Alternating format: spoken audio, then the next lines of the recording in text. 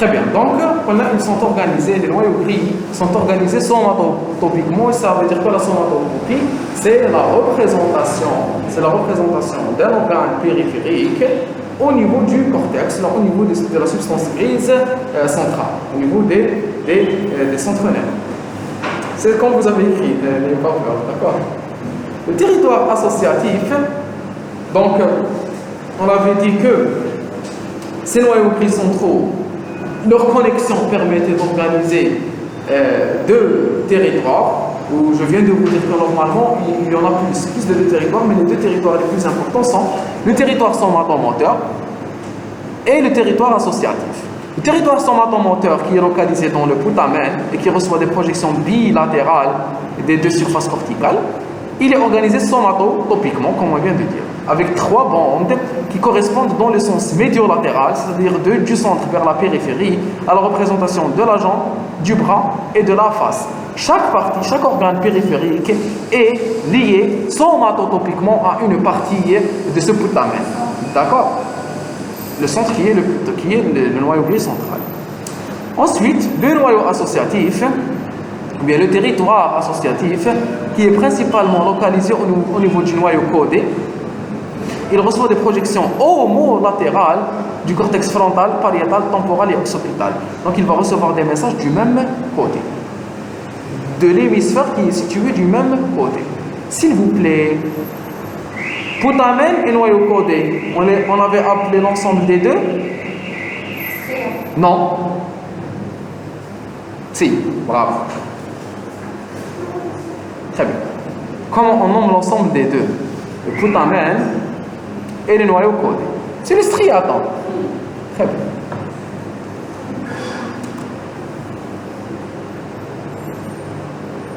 Le striaton ventral,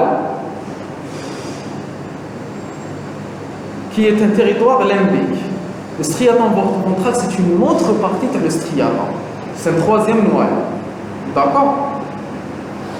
C'est le noyau accumbens, maintenant on n'en parle pas. Il est surtout impliqué dans l'émotion, dans la mémoire. C'est un autre territoire. D'accord? Là, on va aujourd'hui surtout parler des deux territoires, le territoire associatif et le territoire somatomoteur. C'est ces deux territoires qui sont compris dans le mot. Mais il existe d'autres territoires. Voilà. Ça, c'est le circuit. S'il vous plaît, criez, je ne vous entends pas. Oui. Il est? Le dernier territoire, c'est un territoire qui est impliqué dans les émotions. D'accord?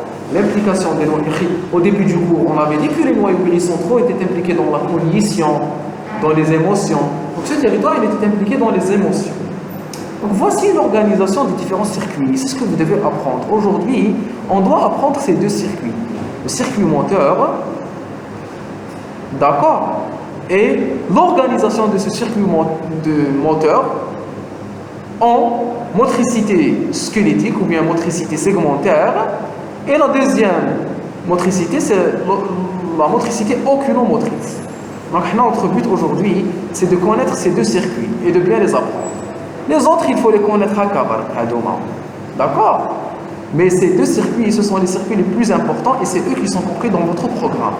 Vous allez voir que les différents circuits des noyaux gris centraux font en sorte qu'il y a des interconnexions entre les noyaux gris centraux eux-mêmes et qu'il y a des voies d'entrée, des messages nerveux qui entrent vers les noyaux gris centraux, mais aussi des voies de sortie, c'est-à-dire des messages qui sortent de ces noyaux gris centraux. On va dire que les noyaux gris centraux, ils sont là pourquoi? Pour constituer un relais, un relais entre le cortex et les nerfs périphériques pour réguler l'action du cortex,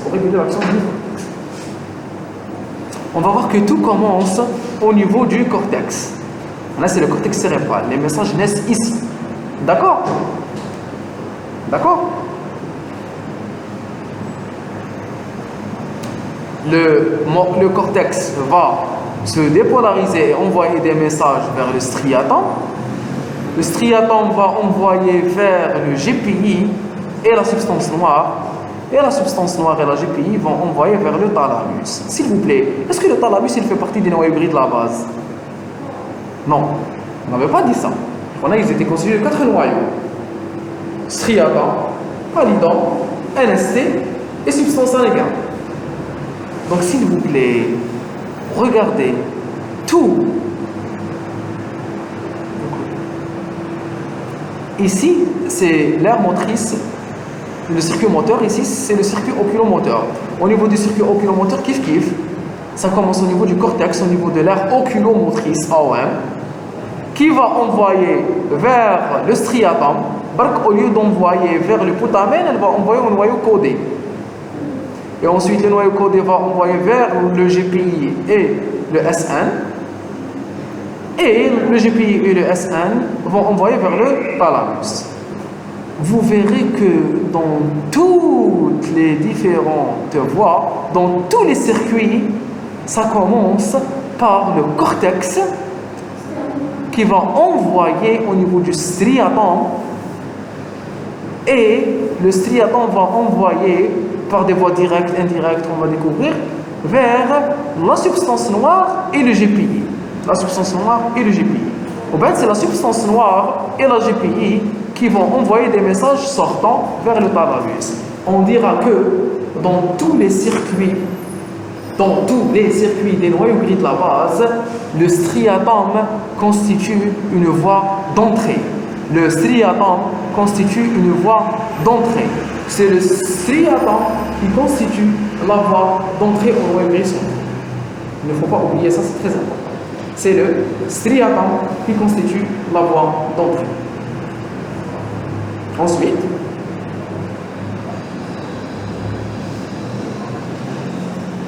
c'est le GPI, globus pallidus interne, et la substance noire et la SNP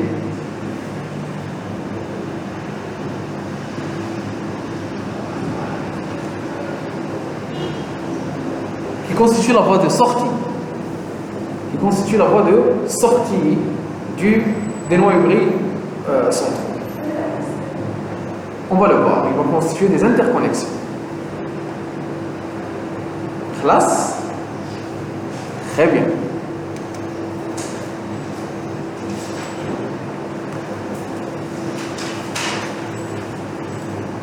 Relation des noyaux gris centraux avec les composants majeurs du système moteur. Les ganglions de la base et le cervelet apparaissent comme des éléments clés de deux systèmes réentrants parallèles, recevant et projetant leur influence au cortex cérébral à travers de discrètes portions séparées du thalamus ventrolatéral. On les appelle systèmes réentrants. Pourquoi on les appelle systèmes réentrants? Pourquoi réentrer?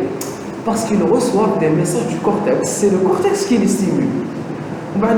Ils vont réentrer par des messages nerveux vers le cortex pour faciliter son travail ou l'inhiber.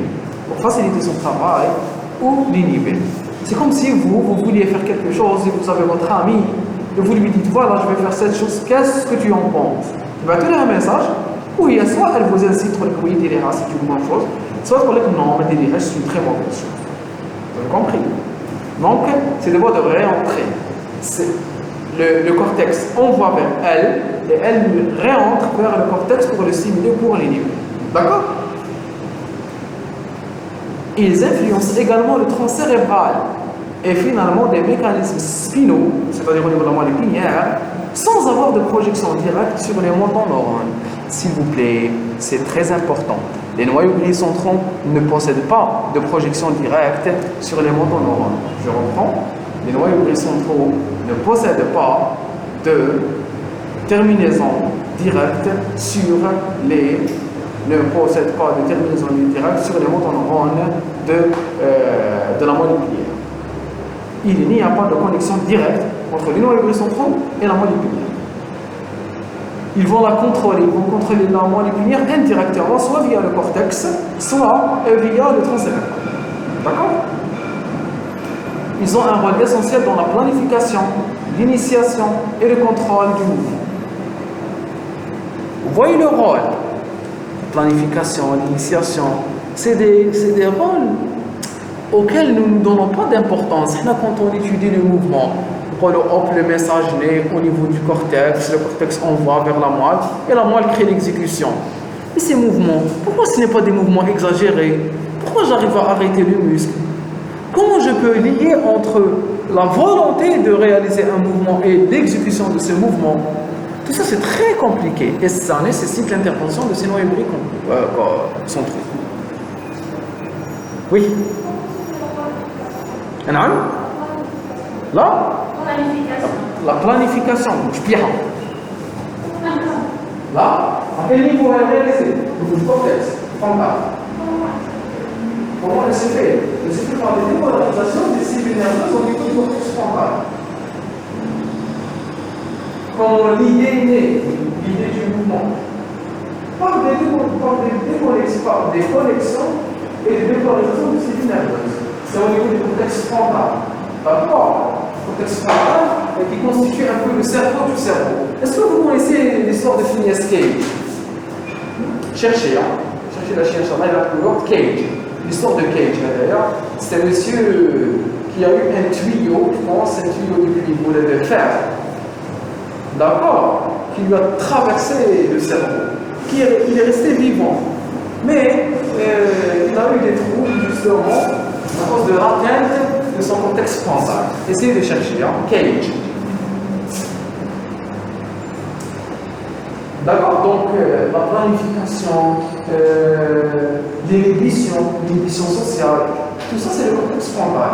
Elle doit extraire. Pourquoi je n'enlève pas mes vêtements? Pourquoi? Je peux les enlever. Pourquoi je les enlève pas? C'est du bon sens. Mais tout ça est régulé. Parce qu'au niveau du cortex frontal, il y a une inhibition. Je ne suis pas un animal. Je ne peux pas faire assouvir mes besoins sans donner une importance au contexte. Contexte social, contexte religieux. D'accord. Donc tout ça, c'est grâce à ce système frontal, au système limbique. D'accord? C'est très important. D'ailleurs, dans certains syndromes psychiatriques, on parle de désinhibition. Une personne qui est désinhibée, comme dans les syndromes, comme dans les maniaques, par exemple, la personne elle est désinhibée.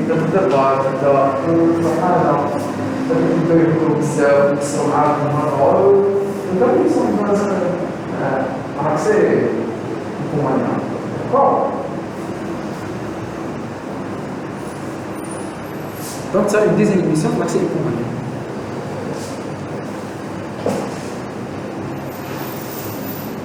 C'est d'accord?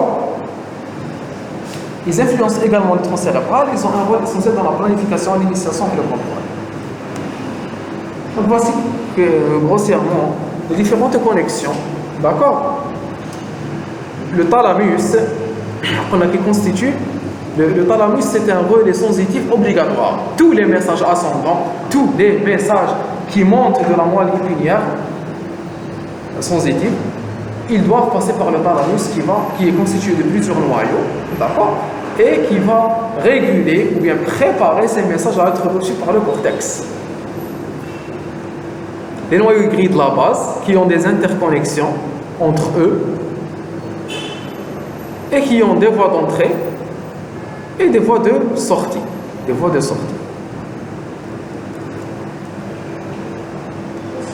D'accord?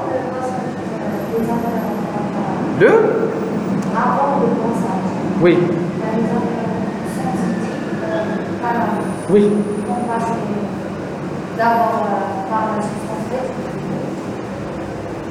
Pas obligatoirement la substance réticulée, d'accord? Vous avez fait la fonction de conduction de la moelle. Les voies ascendantes ne passent pas obligatoirement. Les fibres nerveuses, elles passent par le tronc cérébral, c'est clair. Mais elle n'a pas obligatoirement un relais au niveau de la substance réticulée, non? D'accord? Chaque voie, elle a ses relais propres. La voie lemniscale, la voie extralemniscale, d'accord? La voie spinothalamique, la voie spinoréticulothalamique, كل وحدة عندها les relais تاعها. Donc voilà, le cortex supérieur, il est toujours initiateur. Donc, le cortex sensitif ou moteur, ici c'est la même chose. Hein. Il excite les noyaux gris.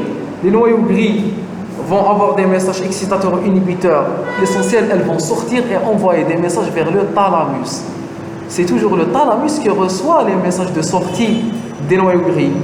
Il les envoie vers le cortex. Eh bien, on parle d'une organisation de réentrée. Il y a une sortie puis une entrée. C'est pour ça qu'on parle de réentrée.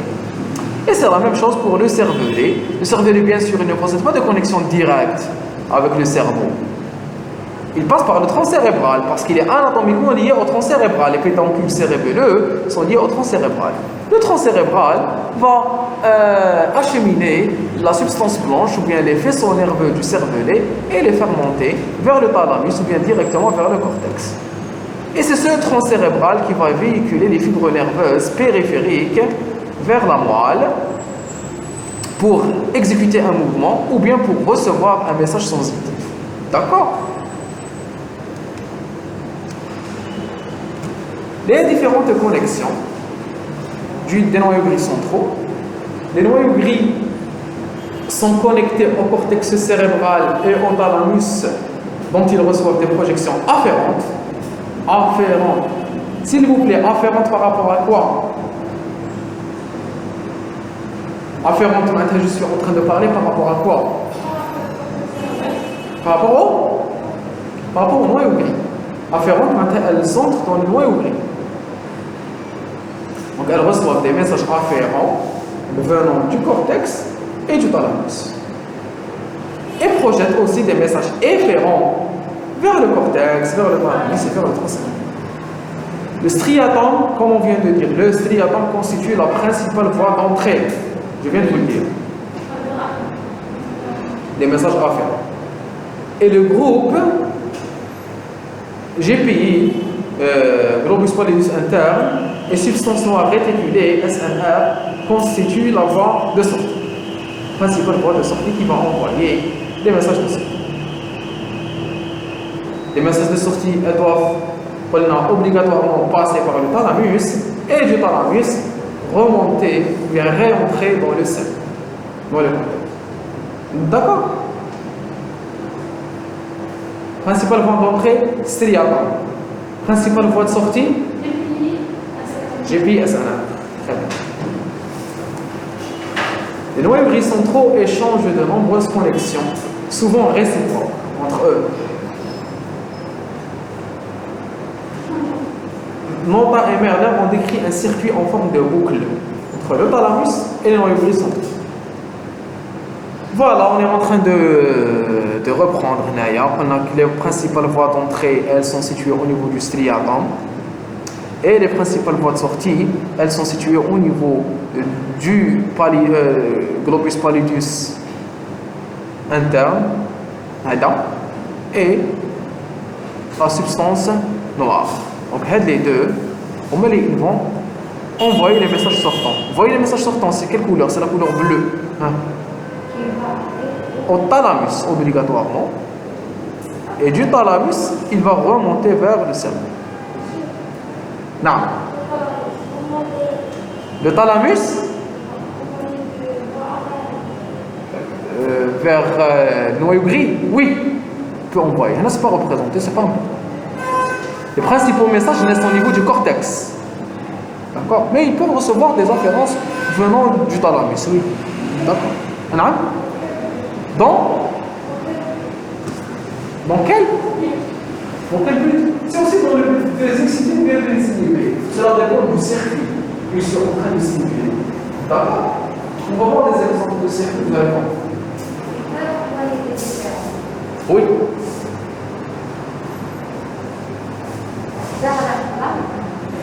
Vers le noyau gris. Vers la moelle, l'enfant.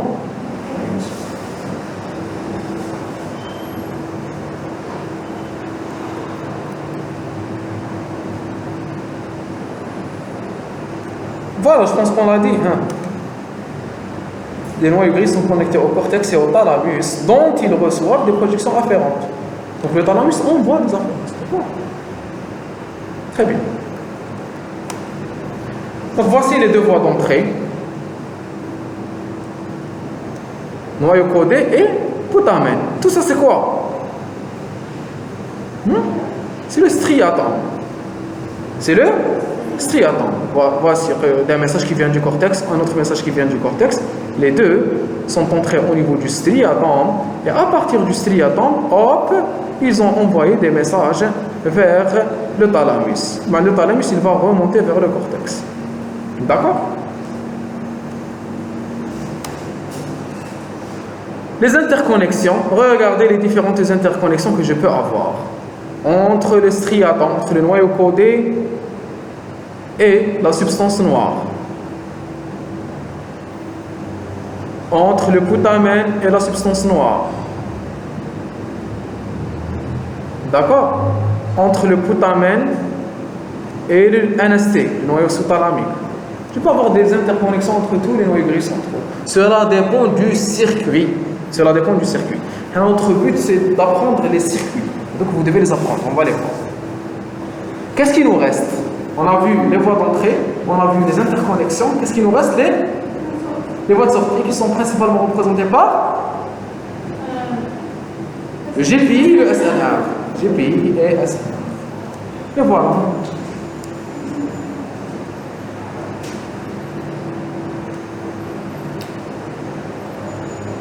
Donc ça, c'est la substance noire. Et ça, c'est le GPI. Ils vont envoyer vers le thalamus. D'accord? Voici un peu une organisation du cortex vers le striatum, du striatum vers le pallidum et du pallidum vers le noyau sous-thalamique. Et vous voyez que chaque territoire cortical, il possède une fonction. La fonction sensorimotrice, associative et limbique. C'est ce qui va définir les différents circuits. Donc chaque circuit possède une surface corticale à partir de laquelle il va démarrer. Et il aura une partie du striatum qui lui correspond. Et une partie du pallidum qui lui correspond. Une partie du NST qui lui correspond. On parle de somatotopie. S'il vous plaît, vous voyez les différentes interconnexions entre le noyau codé et le putamen. On parle de corps strié. De corps strié ou bien de striatum. D'accord? Voici un peu les interconnexions que je peux avoir. Le cortex cérébral, il est toujours excitateur, il sécrète du glutamate. La voie d'entrée, c'est toujours le striatum, qui est constitué du putamen et du noyau codé. Ou bien, j'aurai les différents circuits qu'on va découvrir. L'essentiel, c'est qu'il faut savoir que l'entrée se fait toujours ici, et la sortie se fait toujours ici. Là, on a des bases physiologiques et anatomiques. C'est quoi les bases anatomiques? Les bases anatomiques, c'est qu'il y a une organisation de la périphérie vers le centre. Du plus gros vers le plus petit. D'accord? Qu'il y a des interconnexions des cellules nerveuses qui lient entre les différents noyaux. Et les bases physiologiques, c'est quoi? On avait dit que le cortex cérébral est toujours excitateur. On avait aussi dit que le striatum, il possédait plusieurs types de neurotransmetteurs. Il pouvait avoir du GABA, il pouvait avoir des neuropeptides comme la substance P, comme l'encéphaline. Tout ça, c'est inhibiteur. Il possède aussi des messages excitateurs à travers l'acétylcholine, qui sont stimulateurs. Le GPE, il est inhibiteur, il sécrète du GABA. La substance noire, elle est inhibitrice, elle sécrète du GABA. Mais on a aussi qu'elle a la capacité de sécréter de la dopamine. Et on va voir l'effet sur la dopamine. La dopamine, elle a comme cible le striatum.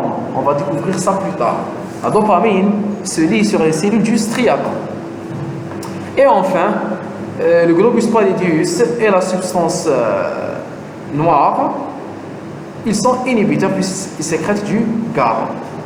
S'il vous plaît, je parlais de tout, sauf un seul noyau. Je peux voir si vous êtes concentrés. Très bien, le noyau sous-thalamique qui sécrète du glutamate. Le voici. Le noyau sous-thalamique qui sécrète du glutamate. Classe du glutamate. Donc, les bases physio-anatomiques qu'on a vues tout à l'heure, on doit pouvoir les utiliser pour connaître les circuits que vous devez comprendre et apprendre.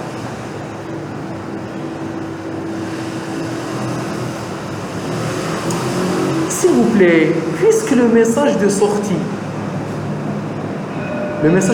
il naît ici au niveau de la GPI de la substance noire.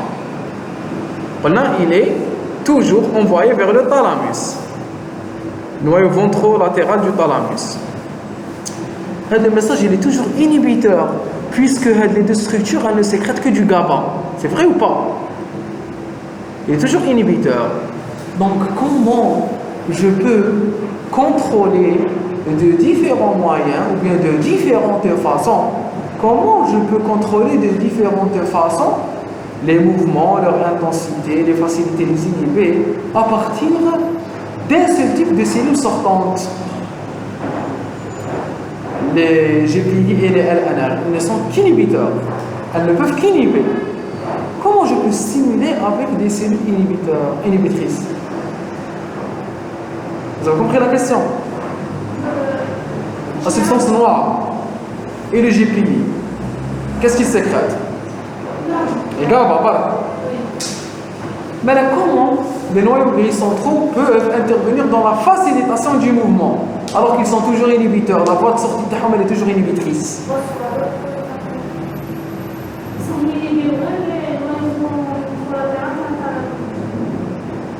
Et alors,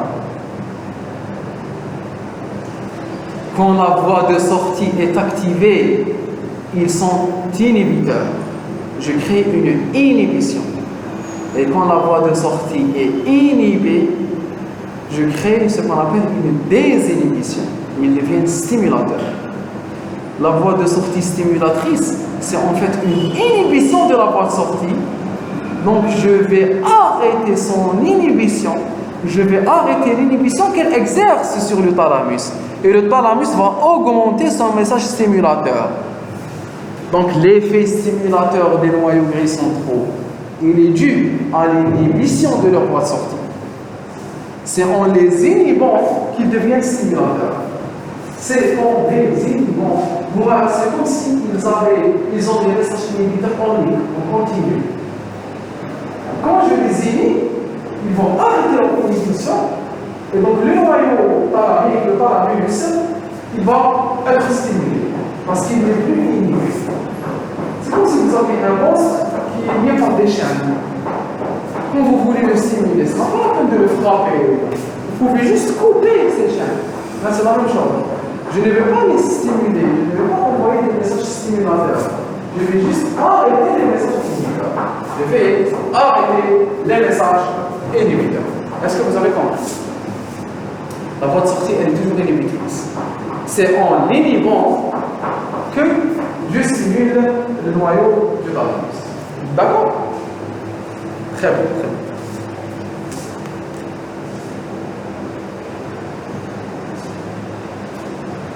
Question? Non? Oui? Allez-y. Non? Allez-y. Je reprends. Oui?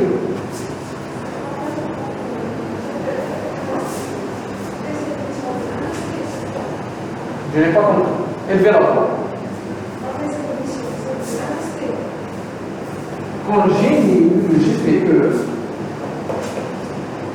je ne le laisse pas inhiber le NST. Donc il y aura une désinhibition du NST. Le NST sera actif. La désinhibition est un équivalent de la stimulation. La désinhibition est un équivalent de la stimulation. خلاص؟ en 1980, si vous voyez 1980, c'est récent, c'est pas si longtemps, 40 ans, quand même. Un modèle de fonction ou de fonctionnement des noyaux centraux a été proposé. Ce modèle rend compte du fonctionnement normal du système dans la régulation des mouvements, mais aussi dans le fonctionnement pathologique dans les syndromes hyper- et hypokinétiques. Les syndromes hyper- et hypokinétiques, c'est-à-dire que les syndromes maladifs qu'on a vu tout à l'heure. On avait parlé de deux syndromes. La Corée, c'est un syndrome hypokinétique ou hyperkinétique. Un titan. La maladie de hyperkinétique. C'est pour ça qu'on parle de Corée. Pourquoi c'est la Corée? C'est une danse. C'est une danse. On parle de Corée de Huntington. La Corée de Huntington, je l'ai apprise la première fois avec Dr House. Vous avez vu Dr House? Vous connaissez quel est des amis qui l'a sélectionné? Le médecin qui l'a sélectionné, sa maman elle avait la maladie de Huntington. C'est le numéro 16, après. J'ai oublié son nom. Moi, j'avais cherché. Je pense que Dr House, il a une part dans le fait que j'ai choisi médecine. Non. C'est pas vrai, je ne croyais pas en rien. Aïe. En tous les cas, Hugh Laurie, c'est un très bon acteur. Très bon acteur. Malheureusement, il n'a pas vraiment réussi le grand écran. Il a tourné à quelques films. Mais, c'est pas notre. Donc, la physiologie des circuits et l'explication de ces différents circuits va faciliter la compréhension de ces maladies, qui sont des maladies hypokinétiques, comme le Parkinson, et la maladie hyperkinétique, comme l'hémipalysme, comme la maladie de Huntington, etc. Il s'agit d'un réseau comportant plusieurs circuits en parallèle qui impliquent des noyaux gris-centraux, mais aussi d'autres voies, les voies thalamo-corticales, puisque les noyaux gris-centraux n'ont aucune importance si on ne les lie pas à leur voie de sortie et à leur voie d'entrée. Si on les isole, ils deviennent non importants. Chaque circuit est indépendant et assure un rôle particulier, moteur, associatif ou limbique. On a créé trois principes de circuits: le circuit moteur, le circuit associatif et le circuit limbique. Mais ce qui est important pour nous, c'est ça, c'est le circuit moteur. C'est ce qu'il y a de plus important. Oui? Hein? Non, le circuit moteur, on va le diviser en deux parties. Soit moteur, ou bien secondaire, et aucune autre. D'accord? Allez.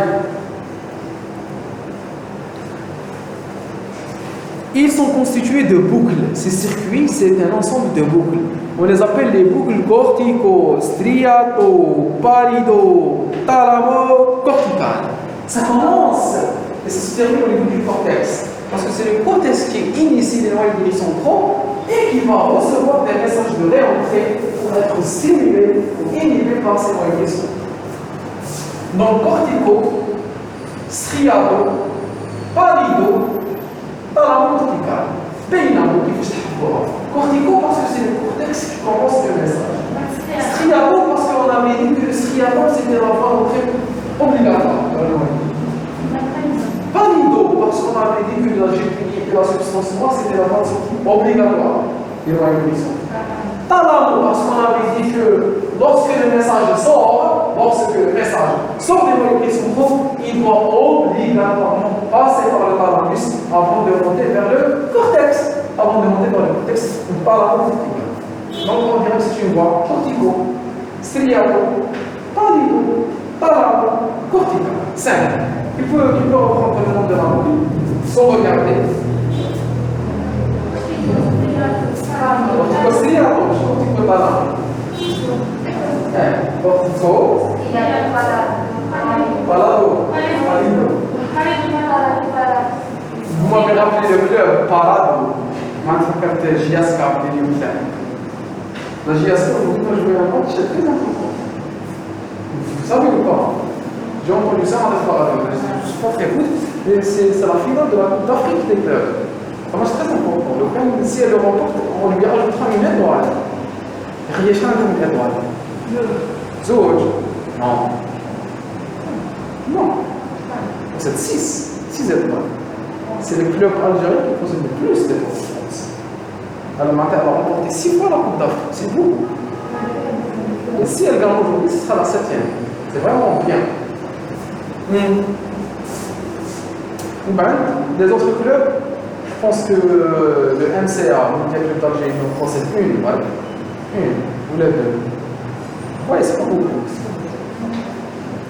Alors que le JSK possède la jeunesse sportive Kabyle, on possède 6. هيا ان شاء الله تربح شوفوا الماتش d'accord ça va vous préférez regarder une série Netflix de regarder la JSK boucle striato palido thalamo cortical donc retenez ça reliant des aires corticales spécifiques à des territoires indépendants des noyaux centraux qui projettent en retour sur les mêmes aires corticales via des noyaux de relais spécifiques du thalamus. Donc, il est en train juste d'expliquer ce qu'on vient de dire. Ça commence au niveau du cortex. Ça envoie vers la voie d'entrée qui est le striatum.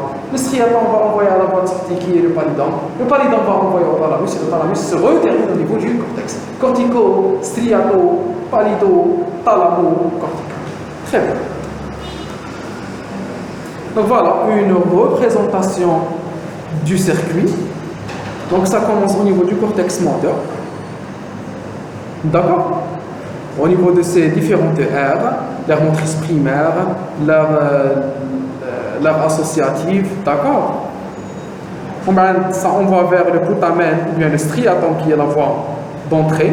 Le striatum va envoyer directement ou indirectement vers la voie de sortie qui est le GPI et le SNR, pallidum et substance noire.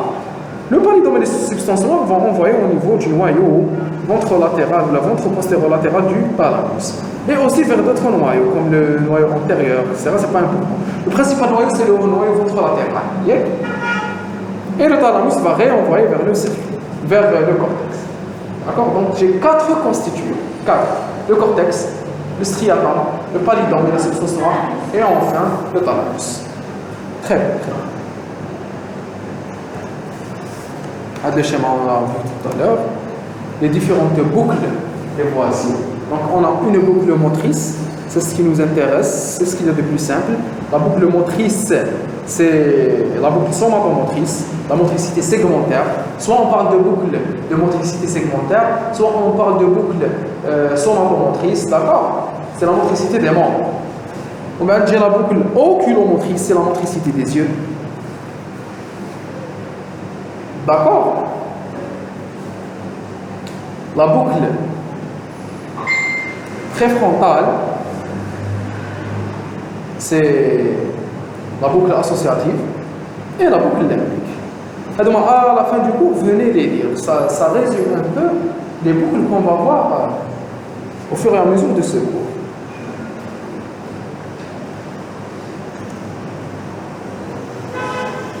Personne n'a répondu.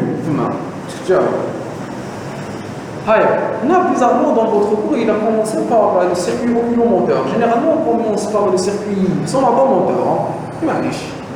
D'accord? Le circuit oculomoteur, c'est un des mieux étudiés. Il intervient dans le contrôle de mouvements oculaires appelés saccades. Il intervient dans un type des mouvements oculaires.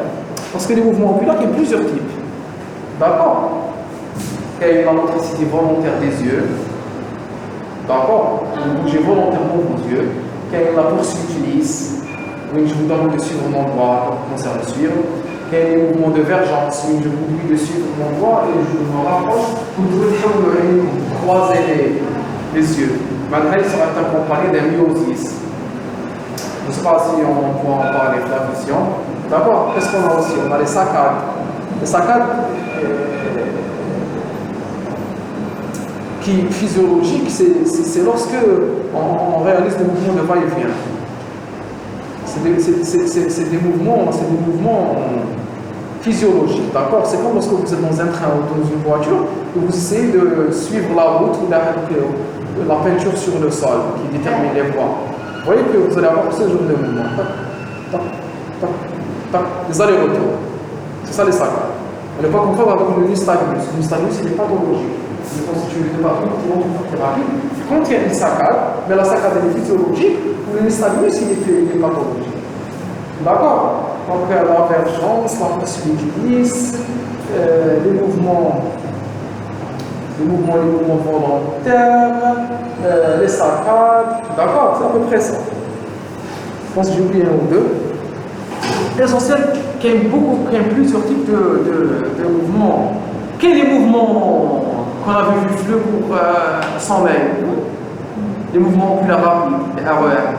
C'est aussi des mouvements oculaires physiologiques. D'accord? Très bien. Donc, le circuit oculomoteur, il intervient sur le contrôle des saccades. Les saccades, c'est ces mouvements rapides qui apparaissent lorsqu'on essaie de suivre, lorsqu'on est en train de suivre un objet rapide et qu'on est en mouvement. Son origine est corticale au niveau de l'aire oculomotrice, l'AOM, dont je vous avais parlé tout à l'heure. R8 de Brodmann. Vous vous souvenez des R8 de Brodmann? On avait parlé de l'R4 de Brodmann, cortex moteur primaire. Vous vous souvenez? Si, il faut vous en rappeler. L'aire motrice primaire, elle est située dans quelle aire de Brodmann? Oui. Et refaites-le. Qui projection? Oui. Donc très sur la cour, très zibulement. Bon, c'est oublié. Qui projette sur le corps du noyau codé et le colliculus supérieur. Colliculus supérieur qui est sur le niveau du mésocèle. Voilà.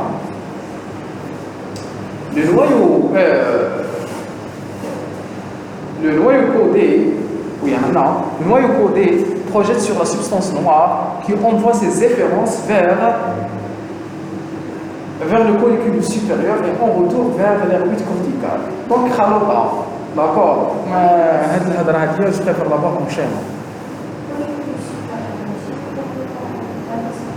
Non? ماشي؟ Là? Oui, les colliculus sont impliqués dans la vision. Le supérieur dans la vision et l'inférieur dans l'audition. Oui, mais. L'oculomotricité. Le circuit oculomoteur, d'accord? Donc ils sont situés dans le mésocéphale. Normalement j'ai un circuit. Voilà, on va pouvoir l'utiliser. J'avais mis normalement normalement j'aurais dû mettre un autre schéma. S'il vous plaît, tout commence au niveau du champ oculomoteur. On a R8 de Brodmann, là ouais. D'accord? Ici. Donc, elle va envoyer un noyau codé. Le noyau codé, c'est le striatum. Il va envoyer au pallidum.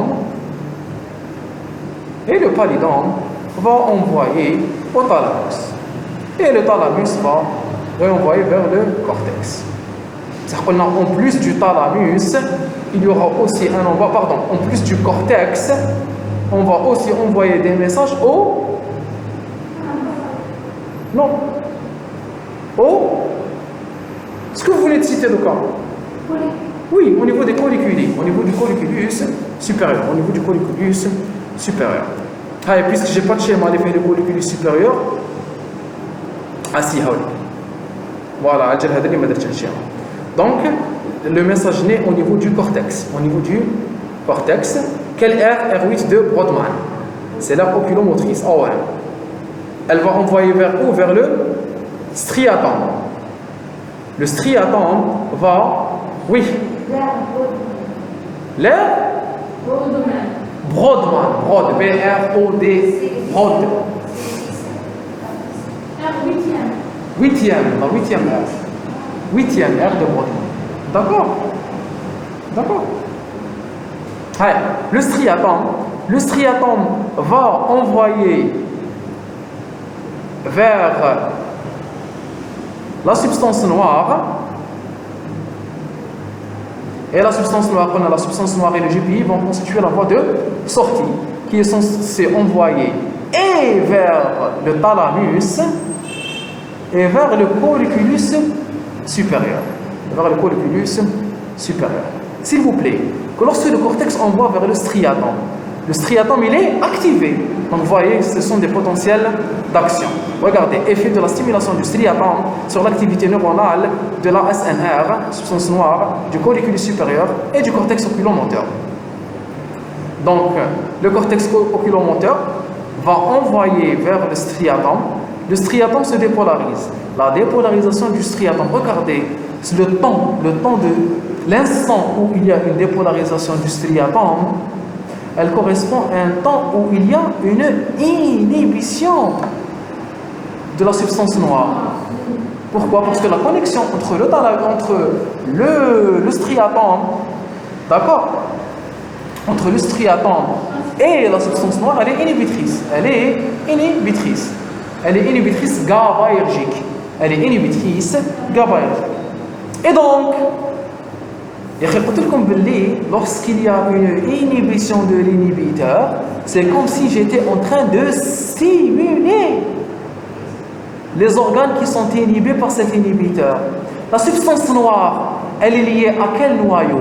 Elle est liée au thalamus et elle est liée au colliculus supérieur. Lorsque j'inhibe la substance noire, c'est comme si j'étais indirectement en train de stimuler le thalamus et en train de stimuler le colliculus supérieur. C'est pour cela qu'au même instant, là où il y a une stimulation du striatum, je remarque une inhibition de la substance noire et aussi une stimulation du cortex, du colliculus supérieur et une stimulation du thalamus. Il y a des inhibitions au niveau de la substance noire? Non, il y a une inhibition au niveau de la substance noire. Cette inhibition de la substance noire, elle va créer une désinhibition au niveau du colliculus supérieur et du thalamus. Parce qu'ils sont inhibés en continu. Ils sont inhibés par la substance noire. Lorsque j'inhibe la substance noire, je ne la laisse pas les inhiber. Donc ils sont désinhibés. Donc ils sont stimulés. Hamlik les connexions naturelles, s'il vous plaît. Hamlik les types de substances. Hadia, c'est le type de connexion qu'il y a entre les différents noyaux. On vous dit que le striatum inhibe la substance noire par du GABA, que la substance noire inhibe le thalamus et inhibe le colliculus supérieur par du GABA. Donc, puisque la substance noire, elle inhibe le thalamus et elle inhibe le colliculus supérieur par du GABA, puisqu'elle les inhibe, lorsque je l'inhibe,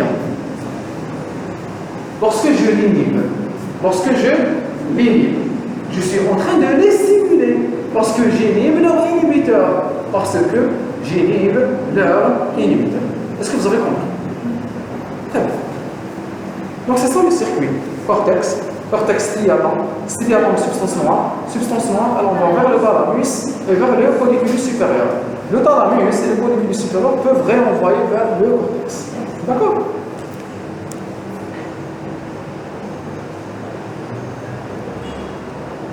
On a terminé avec le circuit oculomoteur. On va voir maintenant le circuit squeletto-moteur ou là, somatomoteur.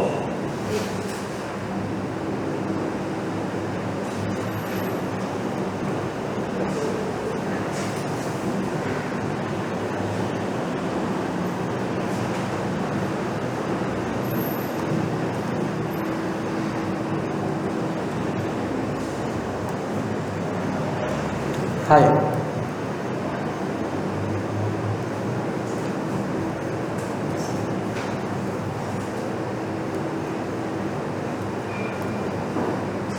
Le circuit squeletto-moteur. Le circuit moteur squelettique implique le cortex moteur précentral, catéciste de Brodmann, le cortex somatosensoriel, post-central qui projette sur le hypothalamus. Donc c'est les aires impliquées dans la motricité. La motricité primaire, la prémotrice, la motricité associative, d'accord? Et la synesthésie aussi. Le glutamine projette le cortex somatosensoriel, les aires somatosensibles. Elles envoient vers le faisceau pyramidal. Vous avez fait le cortex moteur. On a dit que les cibles pyramidales ont aussi une connexion avec les cellules sensorielles. Parce qu'ils sont impliqués aussi dans ce mouvement. Et là, c'est la même chose. Les noyaux gris centraux impliqués dans le mouvement segmentaire vont aussi recevoir des aires somatosensorielles. Oui, c'est clair qu'elles vont recevoir principalement à partir des aires motrices, mais elles reçoivent aussi à partir des aires somatosensorielles. Jigit. Le glutamine projette à son tour sur les structures efférentes du GPI et de la SNR. C'est les voies de sortie. C'est les voies de sortie. C'est les voies de sortie. Ces noyaux projettent respectivement sur le VOP, thalamus, et le VOA, thalamus. À l'intérieur de cette boucle motrice, les auteurs désignent deux voies. Une voie directe, une voie indirecte. Sur la base de l'existence de deux sous-populations de neurones striataux, selon leur cible et leur sensibilité à la dopamine. Donc on voit le but des prochaines planches, c'est de connaître l'organisation des circuits squeletto-moteurs. Une voie directe, une voie indirecte. On doit connaître les constituants de la voie directe, les constituants de la voie indirecte, l'effet ou le résultat de la stimulation de la voie directe, les résultats de la stimulation de la voie indirecte, et enfin l'effet de la dopamine sur la voie directe et l'effet de la dopamine sur la voie indirecte. Allez, qu'est-ce qu'on va retenir? La constitution de la voie directe et indirecte, le résultat de la stimulation des deux voies et l'effet de la dopamine sur les deux voies. D'accord?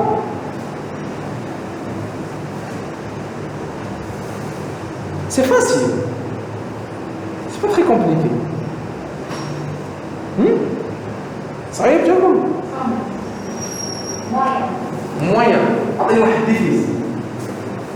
Le cours le plus difficile qu'on a fait cette année. Le voie de conduction. Non, les deux d'appliquer. Comme c'est bon, c'est bon. Et maintenant, c'est nous de là.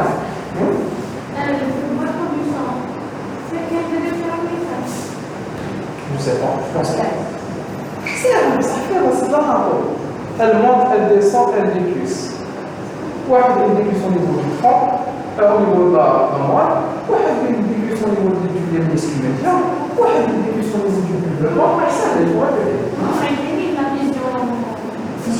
Oui, je répondais aux besoins des étudiants pour le nouvellement des vision carrée. Je connais le général. Peut-être un droit de machine.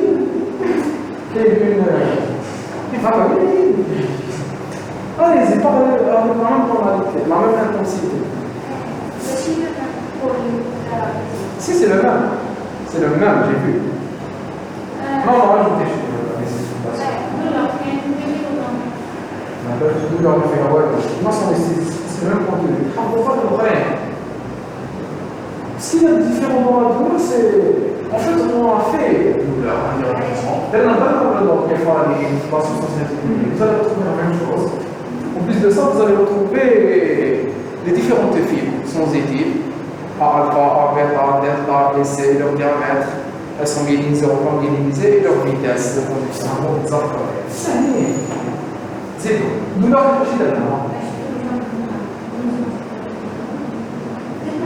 Le reste de cours, un peu chouïa réflexion de la nage, cervelé.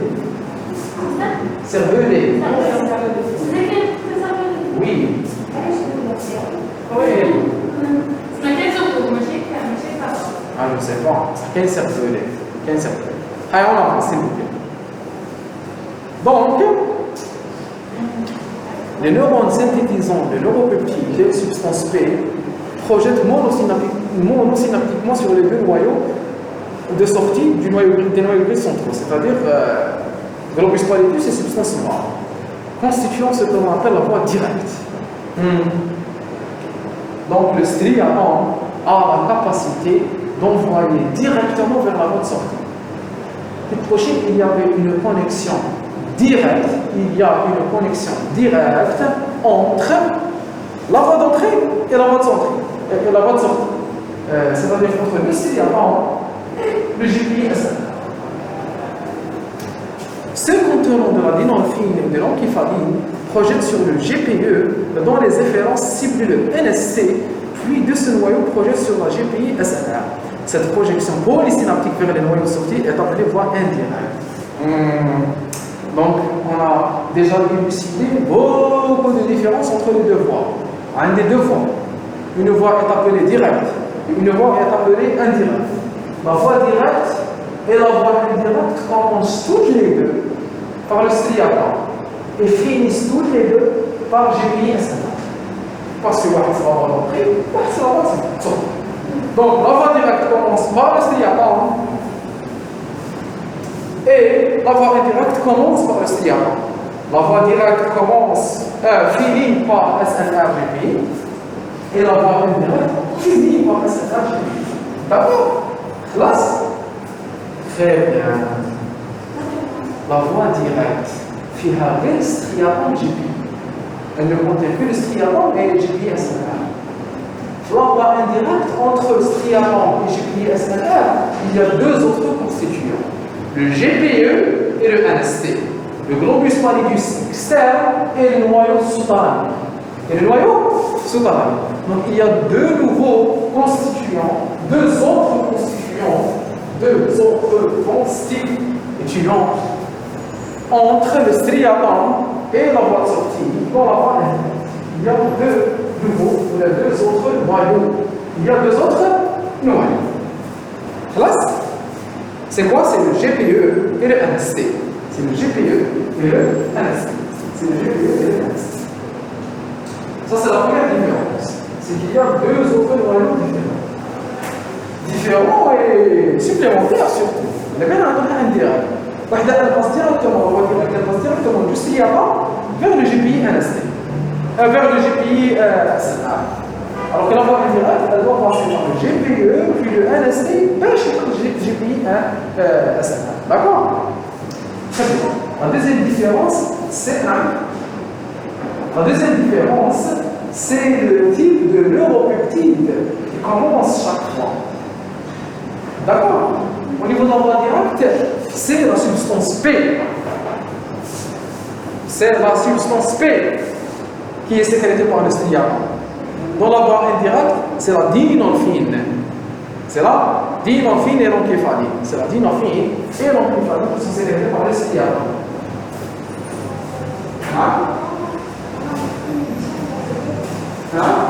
Oui, les 300 inhibiteurs. Les 300 inhibiteurs. Soit la substance P, l'encéphaline ou la dinorphine. 300 inhibiteurs.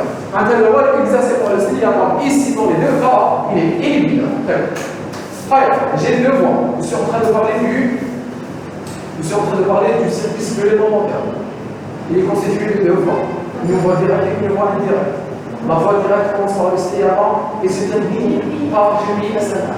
Le striaton ici est directement connecté à la voie sortie. Est-ce qu'il sécrète des inhibiteurs? C'est quoi la substance P? Une autre voie, qui s'appelle la voie indirecte. Nous commençons au niveau du striaton. Il sécrète de la dinorphine et de l'encéphaline. Sinon, elle est indirectement connectée à la voie de sortie par deux autres noyaux, le GPE et le NST. D'accord? Non? Pas? On va voir le résultat. Le résultat est l'effet de la dopamine.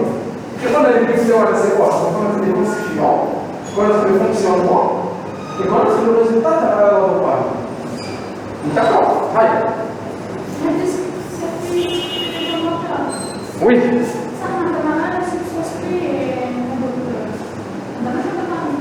مازال ما كملناش. قلتي لي اسم كملنا؟ مازال. وي بدات يزيد. مش مازال. هذا اوكي.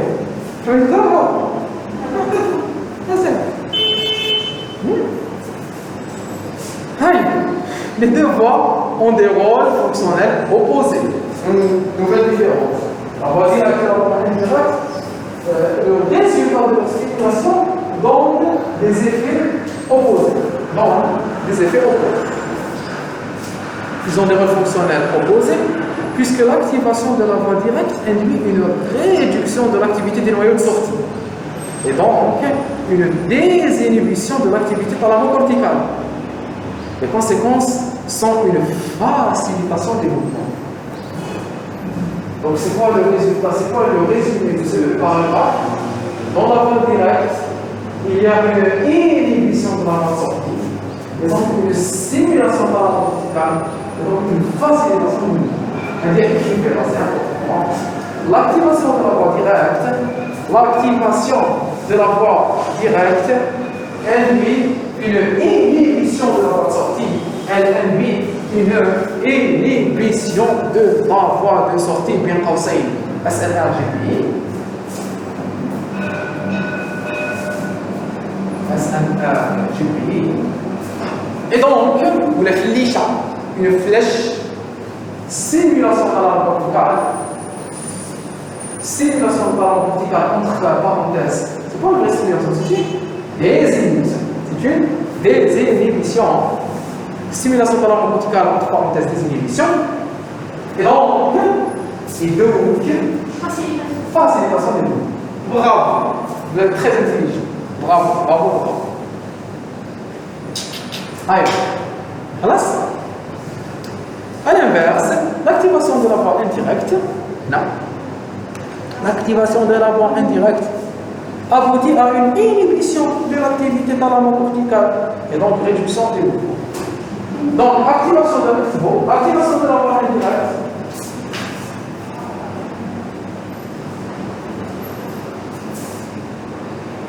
Fléchage. Activation de la voie de sortie.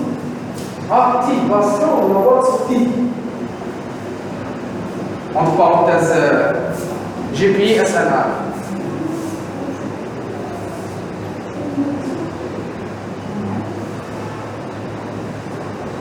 Activation de la voie indirecte, une activation de la voie de sortie, GPI, SNR.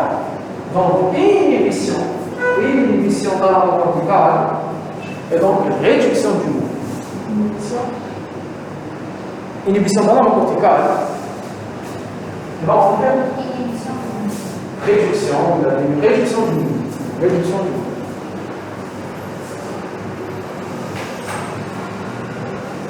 Voilà. Donc, on les voix avant de les voir. Voici la première voie. Donc, tout commence au niveau du cortex. Le cortex est toujours stimulant. Il va stimuler le striatum. Le striatum, la voie directe, regardez, il y a une connexion directe. Il y a une connexion directe entre le striatum et la voie de sortie, GPI, SNR. Une voie directe. Donc cette voie sera stimulée. Vous voyez, hop. Ah, pardon, sera inhibée par le GABA. D'accord?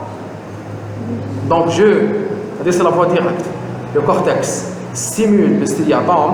Le striatum, il est GABAergique, il est inhibiteur, la substance P, ce que vous voulez. L'essentiel, il est inhibiteur. D'accord? Il va inhiber la voie de sortie et la voie de sortie va être inhibée.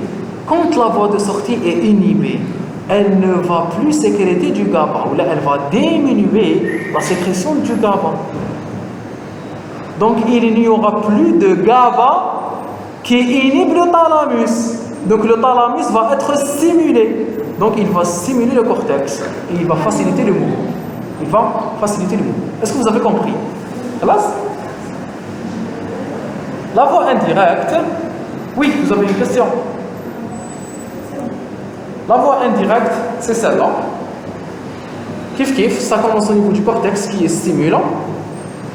Il va stimuler le striatum. Le striatum, quand il est stimulé, il va libérer du GABA. Quand il libère du GABA, il va inhiber le GPE. Quand le GPE est inhibé, il ne va plus sécréter de GABA. Donc, il y aura une levée d'inhibition sur le NST. Le NST n'est plus inhibé par le GABA du GPE, parce que le GPE a été inhibé par le GABA du striatum. Mais le NST, vous êtes d'accord qu'il a été stimulé. il va stimuler le GPI SNR. Le GPI SNR va pouvoir sécréter du GABA et donc inhiber le thalamus.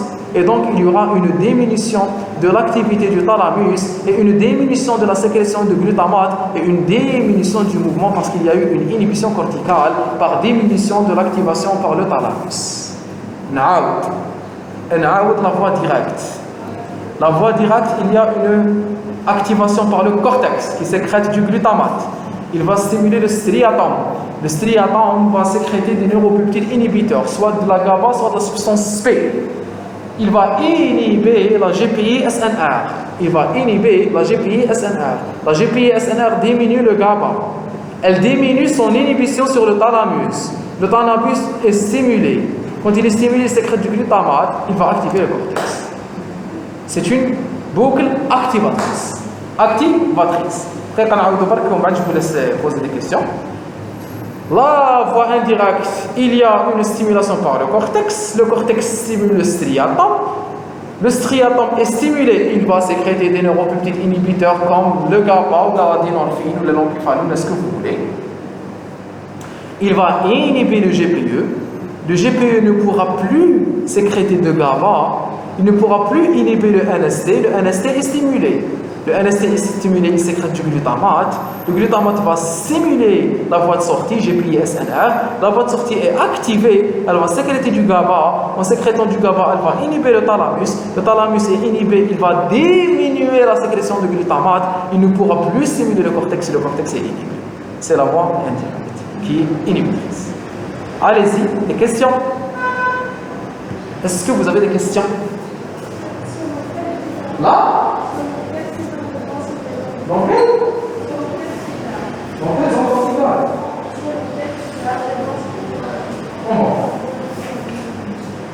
Pourquoi elle est stimulée tout à l'heure qu'elle est inhibée et donc elle c'est ce qu'on va voir tout de suite. Là, vous avez compris que la voie directe, elle a un rôle dans la facilitation du mouvement. Indirect dans l'inhibition du mouvement. Très bien. En effet, l'interposition de curve, vous voyez le court terme qui fait rien à ça aurait été très difficile de comprendre les voies sans schéma qui me fait. Je les ai tirés de cours un peu par-ci. Si vous voulez, je vous l'envoie. En effet, l'interposition du NST entre le GPE et les moyens de sortie entraîne une hyperactivité du GPS qui est stimulé. Le NST est excitateur et voit son activité augmenter lorsqu'il n'est plus inhibé par le GPE. Alors, vous voyez, c'est clair à cette phrase. C'est beaucoup plus clair comme ça. On parle ici de désinhibition. Désinhibition. C'est la projection du cortex sur les moyens qui sont courts et les projections réciproques sont glutaminergiques excitatrices.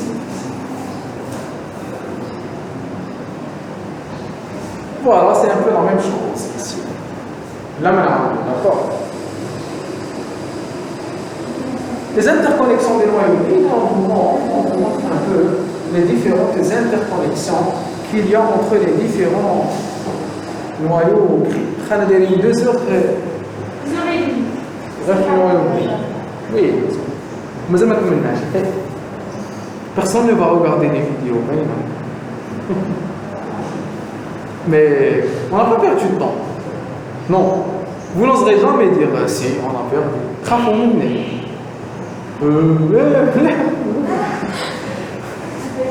C'est bien, hein? Ouais, je n'ai pas peur d'ailleurs. Mais place, c'est trop tard. Cortex, par le glutamate, on va stimuler le striatum. Le striatum, il est toujours inhibiteur, vous voyez. Le chouche. Et il est tout. D'accord? Et ensuite, les différentes connexions. Ça, c'est la voie de sortie principale. Ça, c'est la voie d'entrée. La sortie se fait toujours vers le thalamus et le thalamus envoie vers les aires motrices. Ça, c'est la voie directe. Ça, c'est la voie indirecte qui passe par le GPE et le NST. D'accord?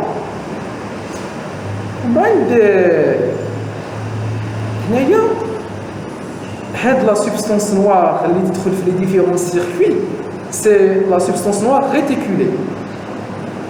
Il est sécrété le GABA. Il y a une autre partie de la substance noire qui est appelée substance noire compacte, la partie compacte, c'est elle qui sécrète la dopamine.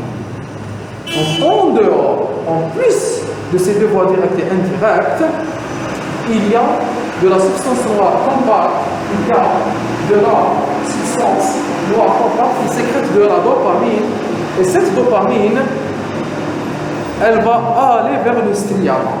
Et on va voir ses effets de tout de suite. Oui, une va primer sur l'autre, selon le mouvement. Si je veux, c'était votre question, si je veux faciliter le mouvement, réaliser le mouvement, alors je suis en train d'activer la voie. La voie. Si je veux inhiber le mouvement, je diminue le mouvement.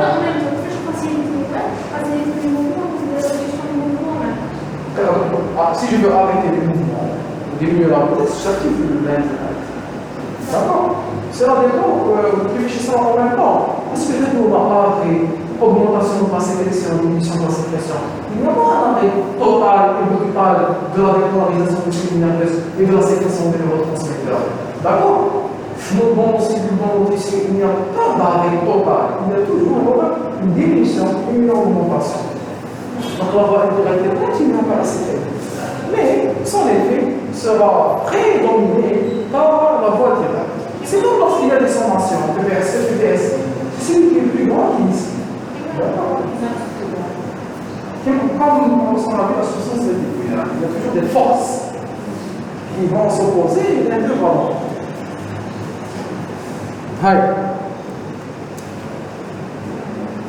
Autres connexions, très rapidement, ne sont pas importantes. Réflexion de connexion à la dopamine. Plus récemment, d'autres connexions ont été dédiées. Il existe notamment des projections directes excitatrices, des motrices supplémentaires complémentrices sur le NST, une stimulation directe du NST par le cortex.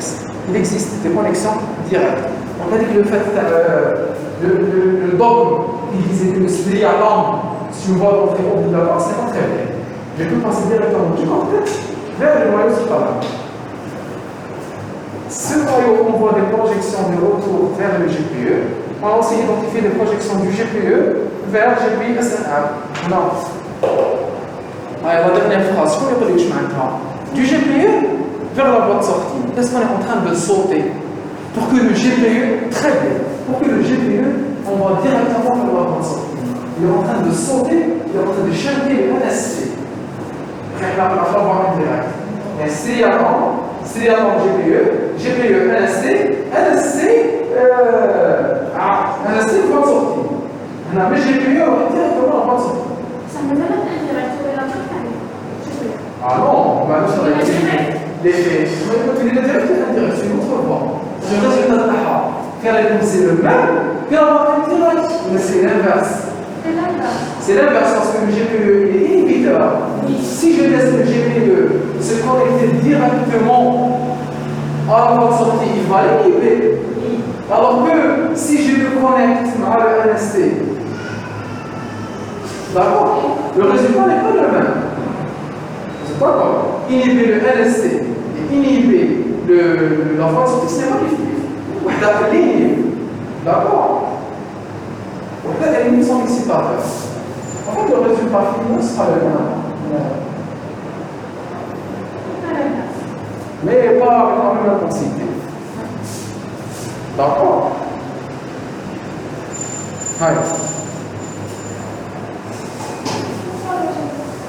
Non. Parce que quand je stimule le GPE, il exerce un effet inhibiteur. Si je le connecte à le NST, il va inhiber l'activateur. Si je le connecte à la voie de sortie, il va directement l'inhiber. Donc l'inhiber ou inhiber son activateur, c'est la même conséquence. Vous avez compris? Voilà. Haka بديتوا تفهموا les interconnexions. Je fais برك باللي quand je veux inverser un message, j'inhibe l'inhibiteur. D'accord? Inhiber l'inhibiteur, ça crée une désinhibition et donc une stimulation. c'est le seul moyen à travers lequel je peux, par des inhibiteurs, activer. Par des messages inhibiteurs, je peux activer. Comment? En inhibant un inhibiteur. Très bien, très bien. La dopamine. Oui, allez-y, oui. On va voir. Ça a dit les moyens sont trop, c'est un passage obligatoire. Je devais vous les faire. Oui, c'est un peu. Oui, allez-y. Là,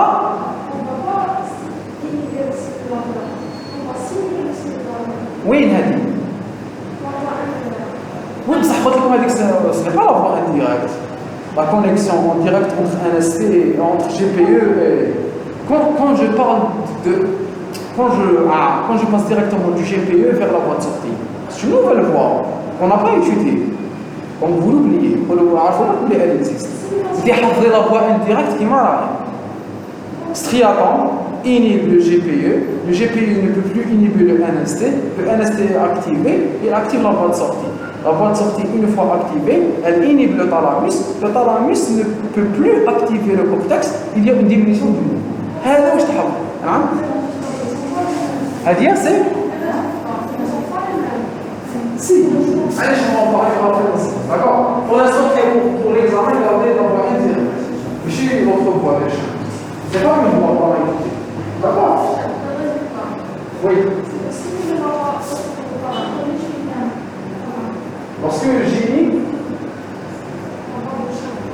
oui non, c'est l'inhibition. Puisque le GPE est inhibiteur, parce que je l'active, il passe directement vers la substance noire. On va l'inhiber.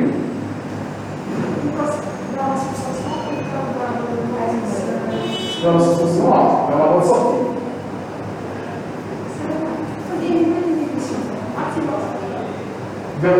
Oui, là je suis d'accord.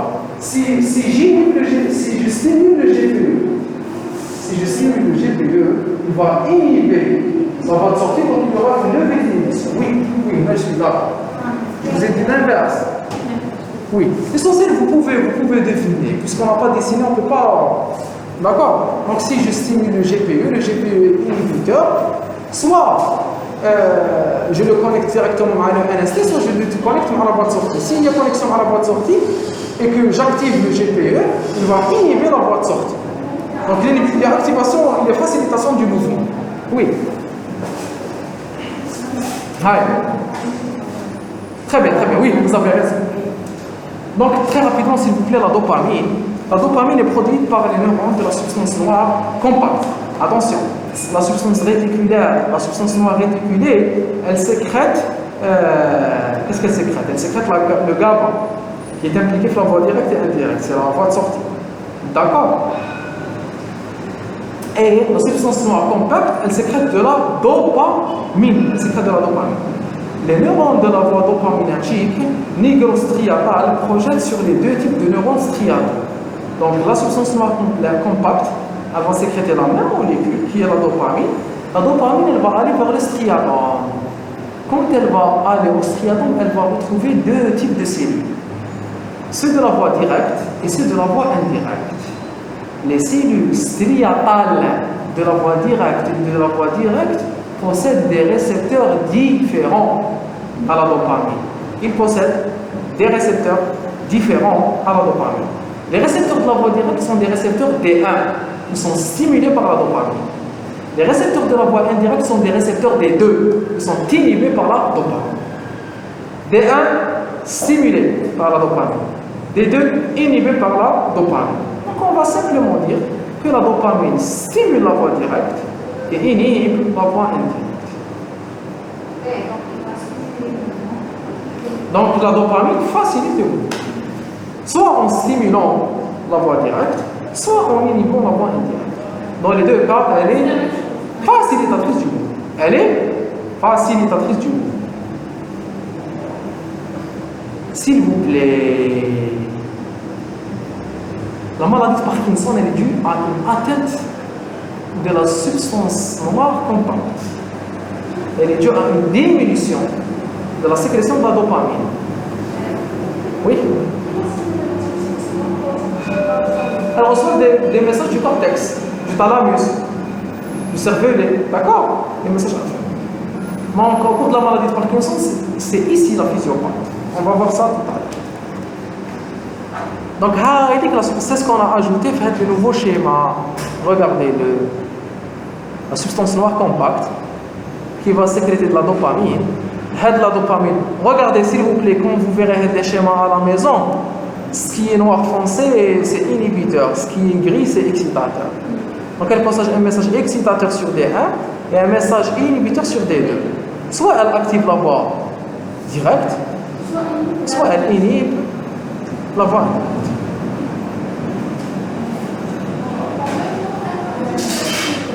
indirecte. Oui, elle fait les deux. Dans les deux cas, elle facilite le mouvement. On a terminé très rapidement avec les circuits cognitifs, et demain on en parle pas. Les noyaux gris centraux ont également un rôle dans les activités cognitives, l'humeur, les comportements non moteurs. On décrit aussi 3 autres circuits, cortico-striato, palido-thalamo-cortico. Les circuits thalamo. Les circuits préfrontales, le circuit orbitofrontal et le circuit singulaire. Le circuit préfrontal dorsolatéral, il est impliqué dans les fonctions exécutives qui mettent en jeu les aires associatives du cerveau. Il prend son origine dans les aires lymphiques et projette sur la tête du noyau codé qui projette sur le zipi SNR. S'il vous plaît, ce n'est pas la peine de les apprendre. Des circuits. De ces noyaux, les projections gagnent du noyau ventral antérieur et médio-dorsal du thalamus qui projette en retour sur le cortex préfrontal dorsal. C'est les circuits qui m'aident. Les circuits, ne les apprenez pas. D'accord? Ne les apprenez pas. Le circuit contrôlable orbitofrontal, il est impliqué dans l'empathie et les réponses appropriées aux stimuli sociaux. L'empathie, c'est quoi? L'empathie. Être empathique envers une personne. L'empathie. Qui peut me définir l'empathie? Cherchez. Cherchez, dites-moi. Non, l'empathie, elle est différente de la sympathie. On peut être sympathique et comment on dit? Être malicieux et vicieux. Et le mot. On peut être sympathique, mais. Hein? L'empathie, oui. L'empathie, c'est un sentiment vrai, sincère. D'accord? La sympathie, elle n'est pas toujours sincère. D'accord?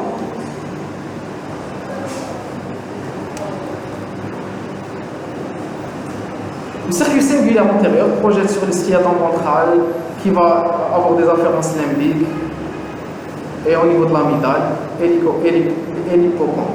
Donc il est impliqué dans la motivation du comportement. هذا لازم تستيموليوه نتوما دوكا في les examens. D'accord? Pour être motivé dans des comportements positifs. Hein? Voilà, on a terminé ces données les différents circuits. On va voir maintenant l'électrophysiologie. Les 3 derniers circuits, c'est des circuits qui sont hors moteur. D'accord? Vous avez compris? On a vu les circuits moteurs, les principaux circuits. Il y a des circuits, le somato-moteur et l'oculomoteur. Les autres circuits, c'est les circuits impliqués dans la cognition, dans les émotions. D'accord? Donc ce n'est pas la peine de les apprendre.